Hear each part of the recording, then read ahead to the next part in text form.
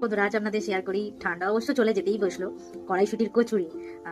Already মিক্সারে কড়াইশুটিটাকে mix করা হয়ে গেছে, কড়াইশুটি ধনেপাতা সব একসাথে দিয়ে। আর এখন আপাতত কড়াইতে দিয়ে নাড়ছি। কড়াইশুটিটাকে মিক্সারে দিয়ে মিক্স করে দিয়েছে হচ্ছে আমার বাবু। বাবু বলতে আবার অনেকেও খারাপ ভাববেন না, আমার ভাই। দেখাই চলুন আপনাদের, এই যে করছি।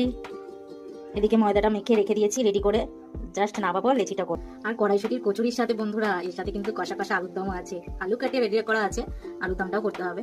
তো পুরো রেসিপিটা আপনাদের সাথে শেয়ার করতে পারছি না, তার জন্য দুঃখিত। ফার্স্ট টাইম আমি করছি তো সেই জন্য। আর তারপর করার পর মেনুতে দেখাবো, আর আমার বাবাকেও জিজ্ঞাসা করবো। মাকেও, মা আজকে একাদশী, মা খেতে পারবে না, তো সবাইকে দিয়ে জিজ্ঞাসা করবো যে কেমন কি খেতে হয়েছে বন্ধুরা। ঠিক আছে, আপাতত এখন রান্নাটা করে নিই, না হলে বসে যাবে, নাড়তে হবে। গরম গরম কচুরি হয়ে গেছে কমপ্লিট। আমার মা একটুখানি ফেলে দিয়েছিল।